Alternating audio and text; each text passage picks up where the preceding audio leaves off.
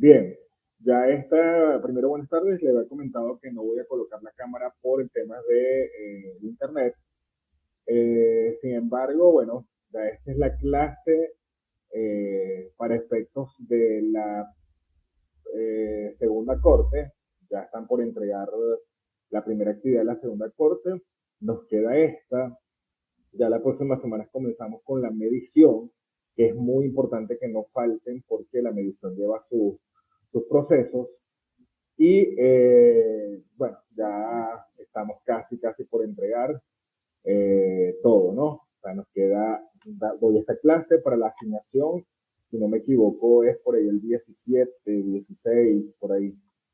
Estoy revisando a ver qué exactamente o cuándo exactamente toca. Eh, lo otro es que la medición ya tienen que ir, para los que no han descargado todavía el SPSS, créame que es necesario que lo vayan haciendo porque lo van a necesitar ya. ¿Sí? No esperen el 17 de marzo, entregan esta parte de la clase de hoy. ¿Sí? Entonces, los que no han descargado el SPSS, que es el sistema, por favor háganlo y no esperen el último día porque a veces trae sus complicaciones como tal. ¿Ok? Ya algunos, por ejemplo Sebastián, que yo le di experimental uno, ya lo debería tener descargado. ¿Alguien la ha descargado o ha tenido alguna complicación como tal o no lo han descargado?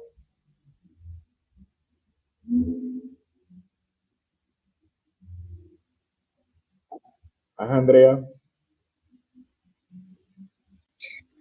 Bueno, profe, por mi parte ya está descargado y si abren la computadora, todo chévere. Ok, perfecto. Bien. Bueno, entonces, una vez nosotros hagamos la descripción teórica, que ya le di las indicaciones la semana pasada, voy a ver si logro conseguir algo que esté adecuado. De todas maneras, lo que les pido es eh, el tema de antecedentes y la descripción teórica, pero algo breve. No se extiendan mucho. Estuve bueno, revisando un poco tarde y me disculpo lo que era la descripción de la problemática y unos me hicieron como 6 7 páginas. Ya demasiado que tenía que leer. Entonces, a veces hay que seguir las instrucciones porque no todo va para el artículo científico. Yo les había dado una extensión de el capítulo 2 o, por ejemplo, la aproximación teórica, que sería un máximo de 4 o 5 páginas, cuando mucho, por supuesto sacando la portada y sacando las referencias, ¿no? Pero 4 o 5 páginas está bien porque no todo va para el artículo científico como tal. Ya esta es la parte de la descripción metodológica, pero a nivel experimental. En un trabajo de grado, igualito está la parte metodológica como tal. Entonces, esa descripción metodológica en algunas oportunidades también se le puede llamar marco metodológico. ¿Sí? ¿Y en qué consiste? Bueno, aquí se describe metódicamente todo lo que tiene que ver con el procedimiento, los pasos, las técnicas. En este caso, ustedes como investigadores experimentales se basan para cumplir con los objetivos. Una vez que estén establecidos los objetivos de la investigación, entonces nosotros aquí vamos a marcar la ruta, ¿sí? La metodología, los pasos explicados que debe orientar a la investigación, porque más allá de eso, esto implica el cómo se va a hacer para que se generen los resultados como tal, ¿no? Entonces, aquí se establecen las reglas, las técnicas, los procedimientos, los instrumentos que de otra manera se van a medir o se van a presentar en los resultados como tal. Comienza y aquí empiezo a que ustedes vayan apuntando o colocando porque comienza con un título que se llama subtítulo, naturaleza de la investigación. ¿Sí? Naturaleza de la investigación. Esto es en minúscula, no es en mayúscula, porque muchas veces colocan en mayúscula y no. Los únicos que van en mayúscula a nivel de normas son los títulos, cuando dice capítulo 1, capítulo 2, capítulo 3. El resto es en minúscula, ¿ok? Entonces, esta naturaleza de la investigación implica sobre todo lo que tiene que ver con una breve explicación acerca de lo que es el modelo que han adoptado, el paradigma y el enfoque precisamente que esté orientado para la investigación. En esta naturaleza de la investigación, más adelante se van desarrollando, por supuesto, lo que es la tipología, el diseño, todo lo que corresponde a población y se va desarrollando acerca de eso, ¿no? Pero, ¿qué es lo que me interesa que ustedes coloquen aquí en naturaleza de la investigación? Y necesito que, eh, insisto, vayan copiando. Aquí afortunadamente estoy viendo las personas que me salieron bien, otros no me salieron tan bien, entonces por eso después me andan preguntando que por qué salieron mal, pero es que, insisto, hay gente comprometida y gente no comprometida y aquí se ajustan más las cosas. Entonces, ¿qué es lo que me interesa que ustedes coloquen en la naturaleza de la investigación? Que ustedes definan lo que es el paradigma y definan lo que es el enfoque. Más nada. ¿Qué paradigma es y qué enfoque es? Eso es todo. Ahora, el paradigma que ustedes utilizan o que se utiliza en un experimento es el paradigma positivista. ¿Ok? Y el enfoque es el enfoque cuantitativo. Entonces, ustedes de una u otra manera definen con autor, ¿sí? Autores que sean reconocidos, que está orientado en un paradigma positivista y un enfoque cuantitativo, por supuesto, lo definen y lo vinculan con su tema de investigación. Si estamos entendidos aquí, simplemente le estoy dando lo que tienen que colocar y punto. O sea, para que no nos perdamos y seamos lo más pragmático posible. ¿Entendido qué es lo que tienen que colocar aquí? Pueden colocar sí o me pueden hablar, no hay problema. Sí. Ok, perfecto. Aquí simplemente en la naturaleza de la investigación colocamos el paradigma y el enfoque. Luego, subtítulo, tipos de investigación. Vuelvo y repito, el hecho de que en la diapositiva yo coloque tipo de investigación y lo coloque en mayúscula no quiere decir que en su presentación de la producción que me van a hacer lo coloquen en mayúsculas. Lo único que lleva mayúsculas son los títulos que llevan capítulo. El resto es en minúscula, por supuesto, la primera letra sí va en mayúscula. Ahora, a lo que se refiere el tipo de investigación, que eso va en el centro, no va tampoco a la izquierda, ¿sí? El tipo de investigación lo que me indica es el nivel de profundidad que tiene la investigación y el nivel de profundidad con que se estudian los objetivos. Entonces, en este caso, ¿sí? Nosotros vamos a trabajar con un tipo de investigación de campo, porque no estamos haciendo de laboratorio. Hay dos tipos de investigación, de campo y de laboratorio. Pero en lo de nosotros de campo, ¿por qué ustedes creen que es de campo a diferencia de laboratorio? Igual los autores se los van a decir, pero sí me gustaría que ustedes más o menos me dijeran en estos momentos por qué creen que es de campo. Profe, considero que es de campo porque estamos viendo la problemática en su estado natural, no estamos manipulando variables y solamente estamos investigando cómo está sucediendo esto. Ajá, va por allí, o sea que de una otra manera estamos observando, ¿no? O estudiando el fenómeno en sus condiciones naturales, es decir, nosotros estamos hipotéticamente, si esto fuera real, estuviésemos entonces orientando o observando a los participantes según el problema que tengan, eh, con sus condiciones naturales sin modificar absolutamente nada. Y es de campo porque nosotros vamos a aplicar el instrumento quizás en un lugar donde ellos se encuentran. Todo lo contrario que sea de laboratorio es que nosotros condicionemos un espacio, ¿sí? Como laboratorio controlado para llevar y mantener por 6 meses a esas personas como tal. Por tanto, en el caso de ustedes, va a ser de campo y con un nivel, en este caso, explicativo. ¿Ok? Entonces, ustedes definen que va a ser un tipo de investigación de campo y un nivel explicativo. Eso pueden ir con Arias, ¿ok? Arias 2012. Arias 2012. Ese puede ser el autor que ustedes pueden citar. ¿Entendido? Entonces tenemos paradigma positivista, enfoque cuantitativo, tipo de investigación de campo con nivel explicativo. ¿Ok? Después viene el diseño. Subtitulamos lo que es diseño de investigación. Vuelvo y repito para los que se están incorporando, no es en mayúscula, la primera letra sí es en mayúscula, el resto es en minúscula, ¿ok? Entonces, si el tipo es el grado de profundidad, el diseño tiene que ver con la estrategia que el investigador va a colocar para responder a las preguntas de investigación. Entonces, dentro de los diseños cuantitativos tenemos los experimentales y no experimentales. Se supone que nosotros estamos en un diseño experimental, porque esta clase o esta asignatura es de psicología experimental, ¿sí? Y el, digamos, tipo de diseño es para nosotros cuasi experimental, porque obviamente no estamos haciendo un preexperimental, no estamos haciendo un experimental puro, sino que estamos haciendo un cuasi experimental. Entonces, cuando ustedes definen que es un diseño de investigación, ¿sí?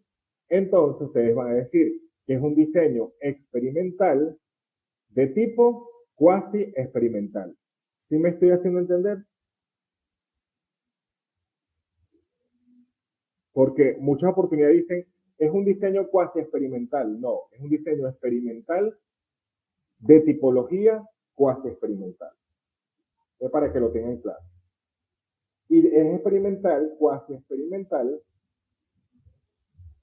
¿sí? Aquí ya nosotros hablamos que es un diseño cuasi experimental, ya nosotros sabemos que se manipulan, que no hay aleatoriedad, que se maneja dos grupos, todo eso, ¿no?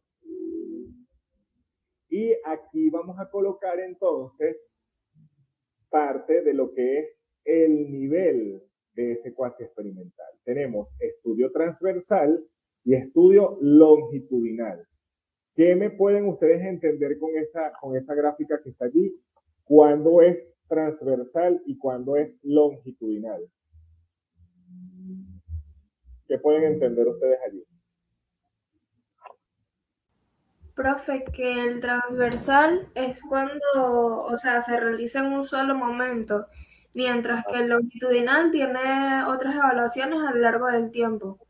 Ok, entonces sí. Cuando hablamos de transversal, ¿sí? Nosotros sí tenemos un antes y un después, igualito, ¿no? Pero imagínense que aquí aplicamos el instrumento antes de la intervención. Se aplicó todo lo que se tenía que aplicar y al final es que se hizo la evaluación, ¿sí? Y se volvió a aplicar el instrumento. Eso es transversal. Cuando ustedes encuentran un autor, le dice, porque se aplican las técnicas de recolección de datos o esto en un solo momento, ¿ok? Pero esto es para la evaluación. Ahora, longitudinal es que yo tengo un antes y tengo un después, pero a nivel de cada fase yo voy evaluando. Entonces, por 6 meses, en el primer mes, yo aplico el instrumento para evaluar antes. Después, este fue el primer mes. El segundo mes vuelvo a aplicar el instrumento. El tercer mes vuelvo a aplicar. El cuarto mes vuelvo a aplicar. El quinto vuelvo a aplicar y el sexto vuelvo a aplicar. Y aquí voy controlando y manipulando las variables. Entonces, eso es longitudinal. En el caso de ustedes, va a ser transversal. Entonces, ¿qué dicen ustedes? Bueno, el diseño es experimental, de tipo cuasi experimental y nivel transversal. ¿Sí? ¿Entendido? Miren que esto queda grabado. Y después que estoy corrigiendo, hay unos que no están atendiendo ni siguiendo instrucciones. Entonces, por eso también les coloco seguir las instrucciones, porque creo que no las consideran ni las toman en cuenta. Y básicamente les estoy diciendo qué colocar. Lo que tienen es que definir, como le digo, y vincular con su tema. No es nada más, bueno, es experimental y según fulanito de tal, por ejemplo, Hernández Sampieri, los estudios experimentales son susceptibles de manipulación de la variable y aquello y lo otro. Ajá, está muy bien. Es cuasi experimental por esta característica, y transversal porque esto. Ya después que definieron, según el autor, entonces ustedes empiezan a vincularlos con su tema. ¿Sí? En este caso no se va a manipular, o en este caso se va a manipular la variable independiente, que es el plan tal, ¿sí? A través de un estudio cuasi experimental, donde está el grupo de control y el grupo de intervención de niños, de jóvenes, de adultos, y la aplicación de los instrumentos para medir la variable dependiente se va a hacer en un mismo momento para ser transversal. Ya me están haciendo, o sea, me están entendiendo cuándo es que yo estoy vinculando según lo que dicen los autores con respecto al tema de investigación. Repito, no es colocar nada más lo que definen los autores, sino que se entiende en un párrafo cómo está vinculado eso que dicen los autores con el estudio que ustedes están haciendo. Después hablamos del grupo de control no equivalente. ¿Sí? Esto por lo general tiene que ver con un estudio donde se le aplica una intervención a una variable independiente y se comparan con otros grupos de control que no reciben intervención. Supone que nosotros tenemos un antes y un después. ¿Sí? Digamos que ustedes lo que van es a colocar aquí grupo de control no equivalente y simplemente a través de lo que corresponde al autor, ustedes van a orientarse a explicar que va a haber un grupo de control y un grupo de intervención, ¿no? Para que en este caso pueda ser entendido. Y quiénes van a hacer y quiénes no van a hacer como tal, ¿sí? Ahora, aquí cuando dice, para ver, aquí está. Cuando dice que no reciben intervención. Sin embargo, en todos los grupos se efectúan las mediciones basales y posteriores a la aplicación de la intervención. Esta palabra de mediciones basales es un término que se utiliza mucho en la parte de medicina, ¿ok? Para medir ciertas temperaturas, por ejemplo, ritmo cardíaco. Nosotros no vamos a medir absolutamente nada de eso, ¿no? Pero nosotros sí vamos a medir, de cierto modo, el tema considerando ciertas variables como la edad, el sexo, algunas características que ustedes de una u otra manera vayan a colocar. Entonces, aquí podemos colocar lo que es la evaluación pre-test y post-test. ¿Ok? Cuando nosotros hablamos del grupo de control no equivalente, nosotros vamos a indicar entonces que hay una variable independiente, que es el programa, el efecto que se va a hacer, ¿sí? Que se va a comparar el grupo de control con el grupo de intervención, con algunas variables de medición, a través de un pre-test y un post-test.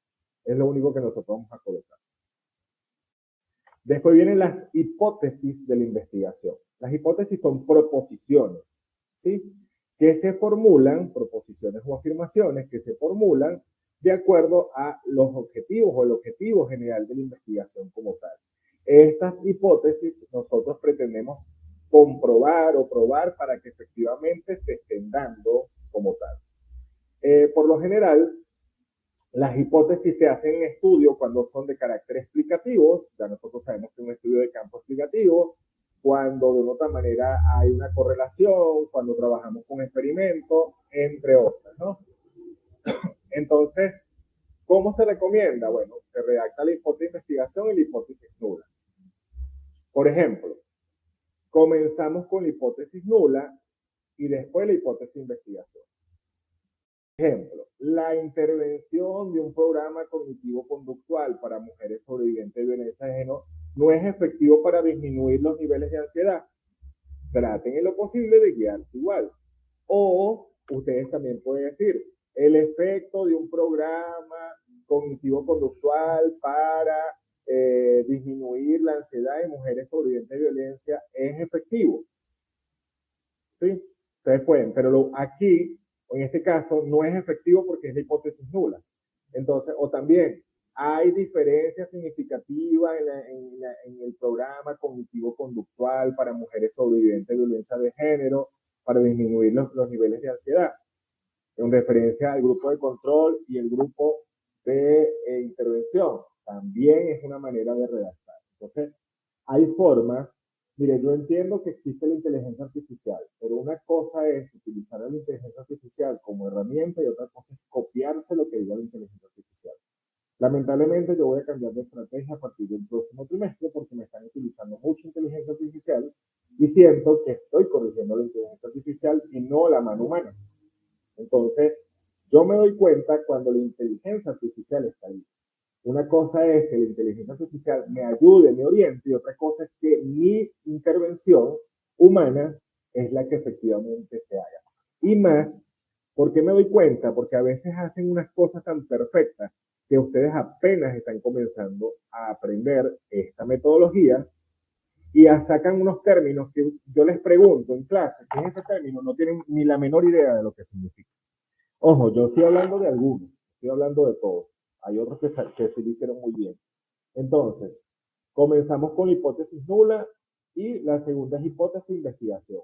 Una afirma, la otra contradice. La que contradice la hipótesis nula, la de investigación, es la que efectivamente está dada. ¿Perfecto?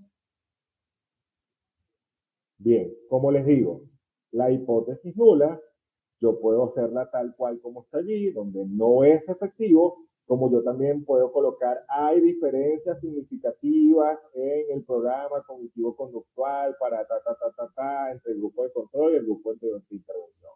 Hipótesis de investigación, el grupo, no hay, en este caso no hay, en este caso, en este caso hay diferencias significativas, en este caso de la hipótesis de investigación es no hay diferencia significativa, lo que quiere decir que son iguales, pues, o sea, que no hubo un cambio en este caso. Pero la hipótesis que se está haciendo aquí es para medir la efectividad, que es para el objetivo general. Después de esto, bueno, aquí dice para la medición de las variables también se generan hipótesis que forman parte de la hipótesis central, pero estas están inmersas en el procedimiento estadístico. Cuando vayamos la próxima semana a explicar lo del SPSS, ya se darán cuenta qué hipótesis van allí. Después yo empiezo a hablar de las variables de investigación. Fíjate, yo estoy marcando, lo que estoy marcando es porque son los títulos que van. ¿Ok? Los títulos no van en mayúsculas, únicamente lo que diga capítulo 3 o lo que diga descripción metodológica. El resto en minúscula, por supuesto, lleva mayúscula en la primera letra. Y por favor justifiquen los párrafos. Bien, aquí vamos a hablar de la variable. La variable es todo susceptible, todo lo que tenga característica, atributo, propiedad para medirse y que va a variar, por eso se le llama variable. Se puede estudiar de manera conjunta como en sus componentes. Pero en este caso se le llama variable porque es susceptible de medición, lo que quiere decir que puede ser modificada, comparada, interpretada, observada, medida, según los objetivos que ustedes persiguen. Entonces, las variables según su función, ustedes me van a decir, no es que me van a colocar según su función, no. Simplemente me van a decir variable independiente, ¿sí? Y variable dependiente. De una vez me van a decir cuál es su variable independiente y cuál es su variable dependiente, ¿sí? La variable independiente, recuerden que es la que se modifica, que para ustedes es el programa, el plan, la intervención que ustedes van a hacer. Y la variable dependiente es aquella que dependiendo de ese plan se va a disminuir o se va a aumentar. Ansiedad, depresión, actitudes, lo que ustedes estén estudiando. Entonces, para que tengan claro. Luego van a colocar las variables atributivas. Son aquellas que vienen o que son atributos de la persona, de las características a lo que son los sujetos y que no pueden ser modificados. Por ejemplo, la edad tú no la puedes modificar, el sexo tampoco la puedes modificar. Por eso se le llaman variables atributivas. O en este caso también vamos a colocar cuáles son las variables intervinientes, ¿sí? Son variables que de una otra manera van a influir dentro de lo que es tanto la variable independiente como la variable dependiente. Por ejemplo, el nivel de educación, el estado civil, todo eso.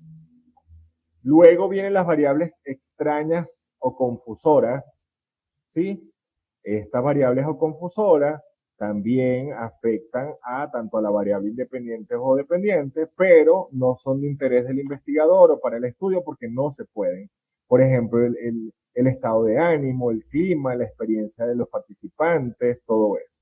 Y aquellas variables que se puedan controlar, ¿sí? Y que se mantienen constantes en el estudio para asegurar que los resultados guarden consistencia de la variable, fíjense, la variable independiente. Por ejemplo, la temperatura, que es muy importante, la iluminación, el tiempo del experimento. Esto es para efectos de lo que se vaya a considerar dentro de eso. Entonces, repito, ¿qué es lo que van a colocar aquí con las variables?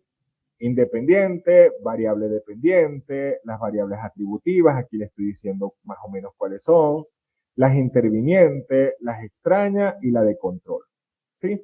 No solamente colocarla, y le voy a agradecer a los que les encanta colocar viñetas en los trabajos, no aceptaré viñetas, no se puede colocar puntos, no se puede colocar rayitas ni tildes, esas son viñetas, ¿sí? Traten en lo posible de presentar algo académicamente adecuado. Por tanto, si bien es cierto, ustedes pueden preguntar a la inteligencia artificial cuáles serían las variables extrañas para ese tipo de experimentos, no hay problema, pero sean coherentes a la hora de colocarlo. Porque si les coloca cualquier cosa extraña, ahí es donde yo digo, cónchale, pero, o sea, ¿dónde está aquí la mano humana? Si me dice, no, una variable extraña es un cometa, no sé, el cometa tal, y va a colocar usted el cometa allí, o va a colocar Júpiter o Marte, porque la inteligencia artificial se lo dijo, y créanme que yo he tenido trabajos así. Entonces, ilógico que un ser humano se deje llevar por una máquina de todo lo que diga la máquina. Mire, yo uso inteligencia artificial porque de paso en el doctorado nos están enseñando, pero ustedes no se imaginan todo lo que yo le cuestiono a la inteligencia artificial. Y le digo, no, mira, no me parece esto. Y saben, hagan la prueba para que ustedes vean. Dígale, no, no me parece lo que estás diciendo. Ah, sí, tienes razón. Entonces, ella es una herramienta para ayudarte a buscar cosas, no es para que te diga las cosas y tú la copies tal cual como lo dice, porque trae y es susceptible de muchos errores. Y vuelvo y repito, agarren un párrafo de un libro, un autor, y la colocan en la inteligencia artificial y le dicen, quiero que verifiques que esto sea confiable. Y ella le va a decir, sí, es confiable esto y lo otro. Y al momento le dicen, no, ¿sabes qué? No es confiable. Por esto y esto. Ustedes lo inventan. Y la inteligencia artificial le van a decir que ustedes tienen razón, que no es confiable. Entonces, yo no sé por qué últimamente, y esas son cosas que de una otra manera, bueno, en mi caso particular, si hago una crítica constante de que, si bien es cierto, la inteligencia artificial ayuda muchísimo, pero no es para que les haga la actividad, no es para que lo que les diga ella es que tiene que ser. Hay que buscar la lógica y vuelvo y repito, si es necesario que ustedes utilicen inteligencia artificial para que les ayude a colocar variables extrañas, perfecto, no hay problema, pero sean lógicos a la hora de colocar. Sean lógicos nada más a la hora de colocar para que de una u otra manera eso tenga lógica y eso tenga por lo menos adecuación en esto. Andrea, ¿ibas a decir algo? Dígame. Sí, profe. Le iba a preguntar que en cuanto a las variables, ¿tendríamos que definirlas o solamente explicarlas? O Bueno, no, ¿qué digo? Solamente colocarlas. colocarlas nada más, no van a definirlas. Ah, ¿Okay? No van a ok, ok. definirlas. Por ejemplo, de una vez me van a decir cuál es la variable independiente y cuál es la dependiente. ¿Sí? ¿Cuáles son las variables atributivas? En este caso, por lo general, siempre va a ser edad y sexo. Aquí está un ejemplo. Aquí dice color de piel. Entonces, imagínense que uno de ustedes, porque no atendió a la clase o porque después vio, porque no vio esta parte, me coloque color de piel. De una vez le voy a decir cómo usted va a colocar el color de piel. Esto es un ejemplo que yo le estoy dando. Pero para su estudio el color de piel no va, no importa, no es necesario, no tiene sentido que coloque eso. Si me hago entender en esta parte, imagínense, yo voy a estudiar, no sé, un plan, la efectividad de un plan de intervención para niños con TDAH. Entonces le coloco atributivas, color de piel. ¿Qué va a controlar usted allí? Es que acaso la TDAH a los colores más claros le da menos que a los colores oscuros, o a los colores oscuros le da menos que los colores claros. Eso no tiene sentido. Entonces, por eso le digo, apliquen lógica a lo que efectivamente se vaya a dar. Ahora, ¿qué sí necesito? Que en la explicación, si usted me coloca la variable atributiva, que por lo general siempre va a ser la edad, y si es verdad el sexo, ¿bajo qué características se va a controlar esta variable? ¿A través de qué? Ah, bueno, esto es a través de una hoja o un cuestionario o unos datos sociodemográficos donde efectivamente se tenga que ver o se establezca o se plasme la edad. Igualmente, esto va a ser a través de qué usted va a medir eso, ¿no? O va a controlar eso, no se mide, sino que se controla. Sí, una lista, un checklist, algo, una lista de cotejo donde se va a colocar la edad y el sexo para llevar el control.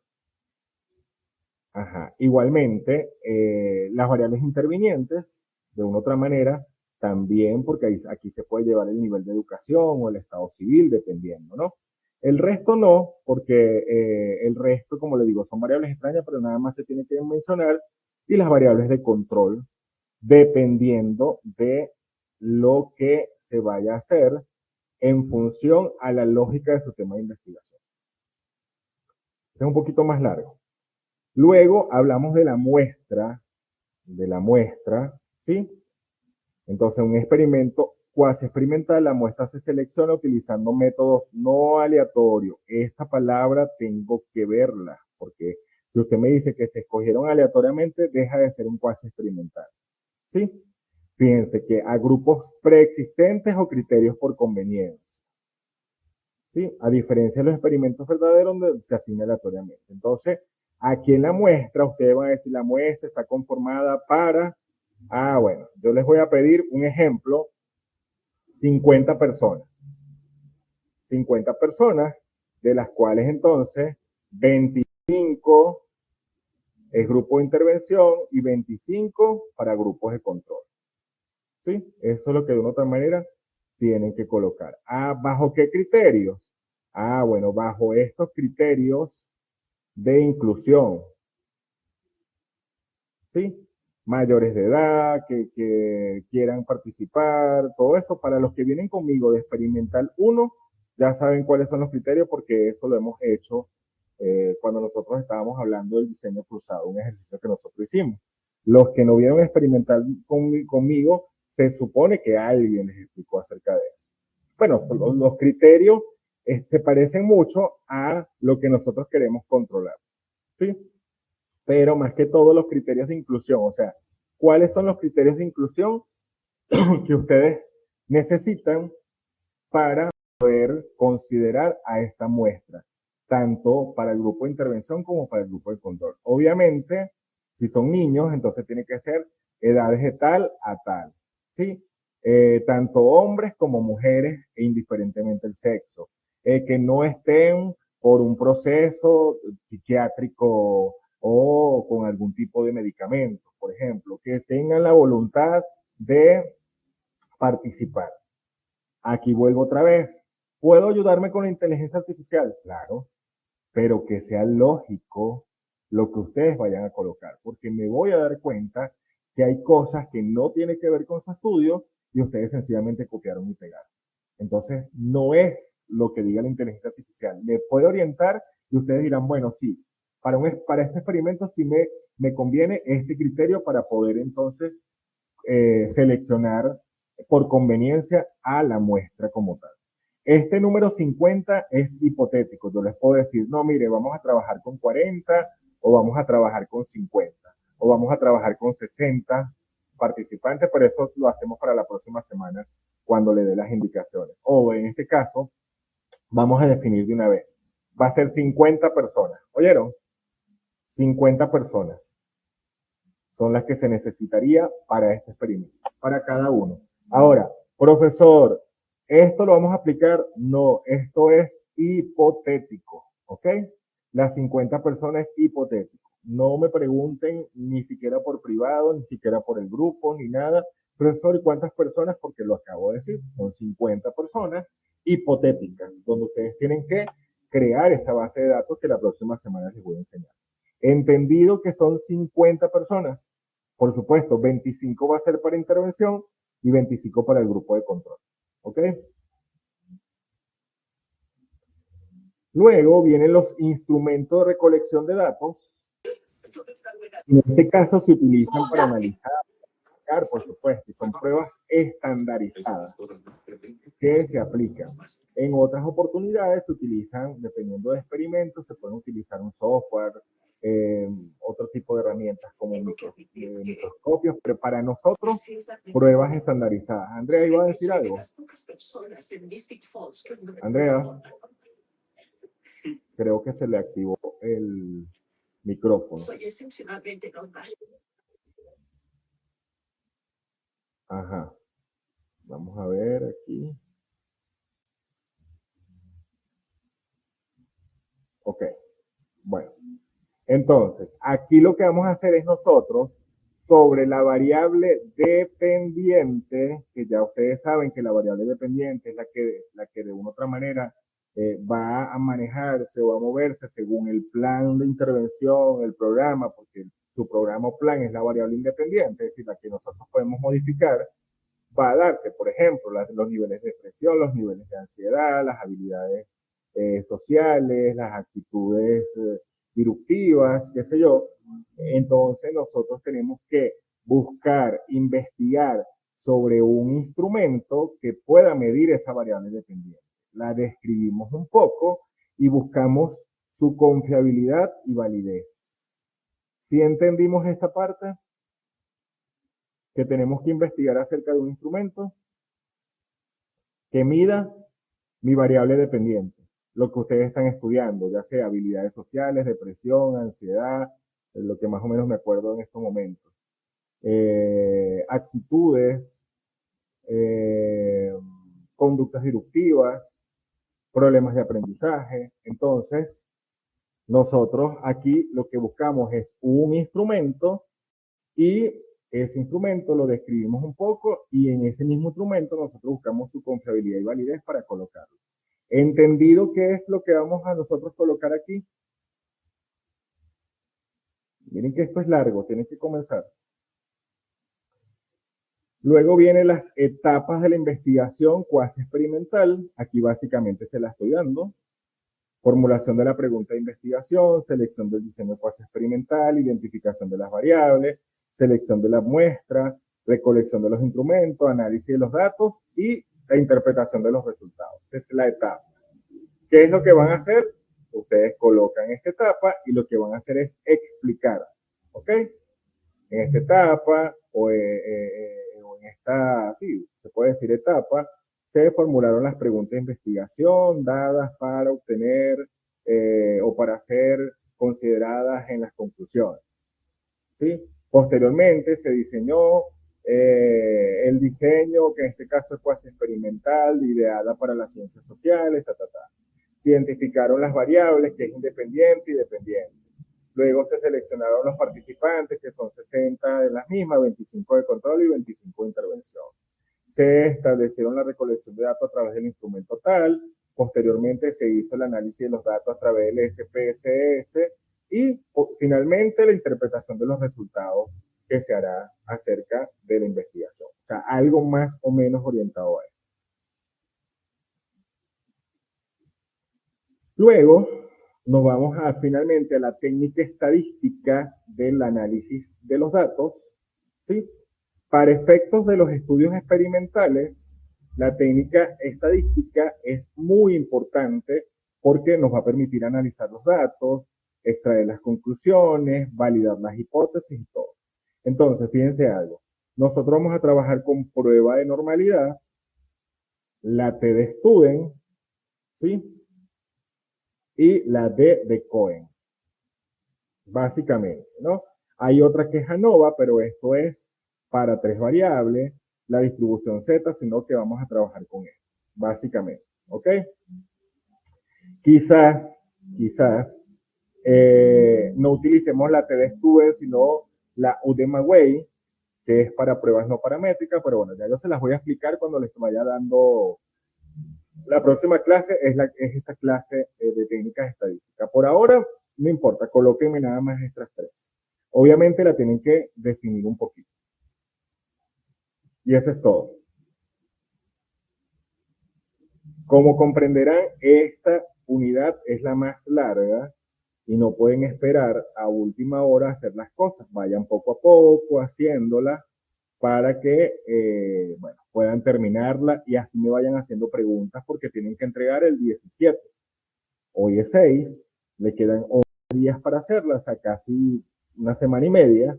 Entonces ya pueden ir comenzando una vez que entreguen la tarea y la actividad que se supone ya deben tener casi lista para este domingo, para que entonces, en la medida que ustedes vayan preguntando, o sea, tenemos creo que 2 clases para ello, me van preguntando nada más y yo con el mayor de los gustos le voy respondiendo.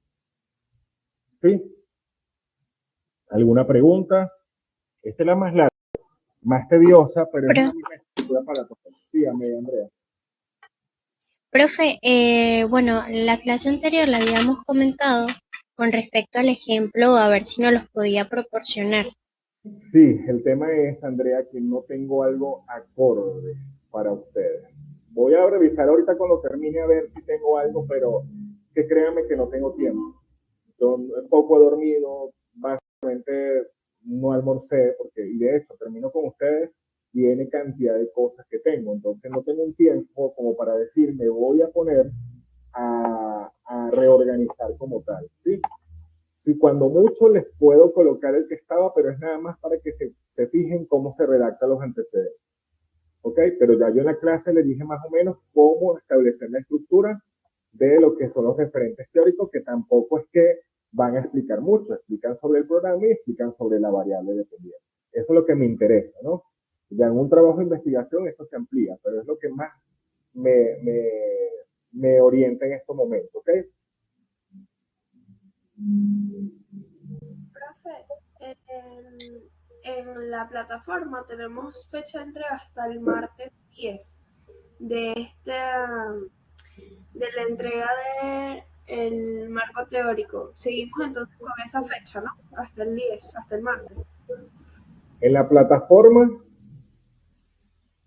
En la plataforma tenemos fecha de entrega máximo del marco teórico hasta el martes 10, o sea, no hasta el domingo, que usted ahorita dijo domingo.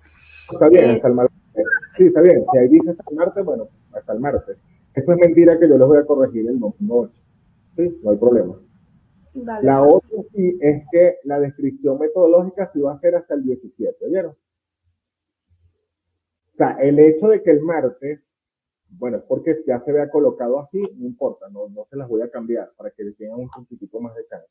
Pero no quiere decir que entonces la descripción metodológica vaya a ser más. O sea, el 17 tal cual como está.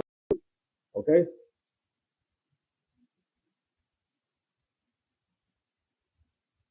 Bien. ¿Alguna otra pregunta?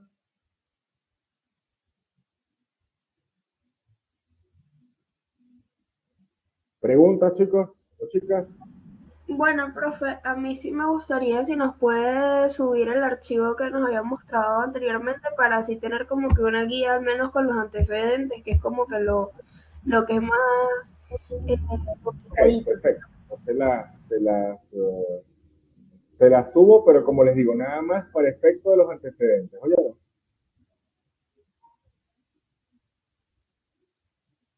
entonces, bueno, está muy bien. Si no hay más preguntas, entonces lo dejamos hasta aquí.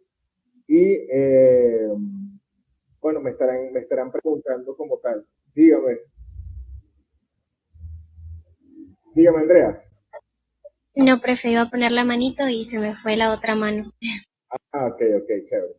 Bueno, entonces ya terminamos. Voy a colocarles el archivo de la compañera, pero vuelvo y repito, única y exclusivamente para que tengan el modelo de los antecedentes. El resto, si ya tienen que estructurarlo según cómo vaya el título, ¿no? Primero hablen o también pueden comenzar con la variable dependiente y después terminan con el plan o programa, que es lo que me interesa en que describan o teoricen o definan. Muy bien, ¿ok? Recuerden la extensión, máximo 5 páginas, máximo. Ya con los antecedentes se le va a ir una página y algo, o una página. Dígame, Profe, ¿no nos dijo extensión máxima de la descripción metodológica? ¿cómo? La extensión máxima de la descripción metodológica, ¿cuál sería? Mira, lo que pasa es que eso va a depender, ¿no? Yo te puedo decir como mínimo serían, considerando como mínimo unas 5 o 6, como máximo 10, como máximo. Pero ojo, eso va a depender también de cómo ustedes vayan, o sea, porque tienen que ir todos los elementos. Si te pones a ver, la clase fue bastante larga, ¿ok? Entonces, sí, 10 páginas está bien, porque eso es algo preciso, conciso, pero presentable. Y por supuesto, para todos, todo lleva referencias bibliográficas, todo. Y por favor, buscar las normas UNIMAR de cómo hacer las referencias bibliográficas. Veo allí que colocan link directamente o la sangría también es muy importante dentro de lo que es el proceso. Entonces, es importante que vayan leyendo también acerca de eso. ¿Ok?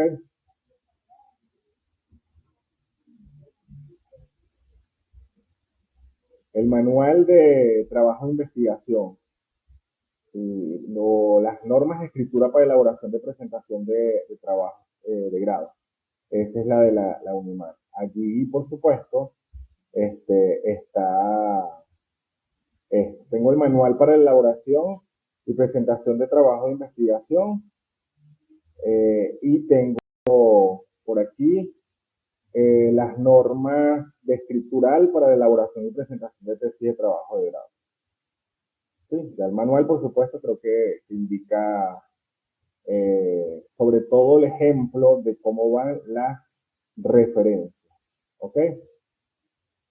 En este caso.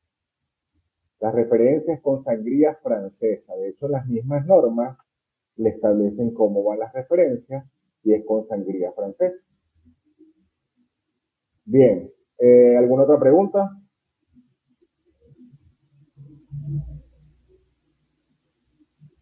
Pues nada. Todo claro. Bueno, dígame. ¿Todo bien? No, que todo bien, todo bien. Vale, entonces, bueno, nos estaremos viendo la próxima semana. El martes, habitualmente las clases. Lo que pasa es que no sé qué está pasando aquí en la zona donde yo vivo. Nunca habían cortado la luz, pero ahorita se está yendo la luz. Es más, no se fue en la tarde, asumo que se va a ir ahorita a partir de las 7 de la noche.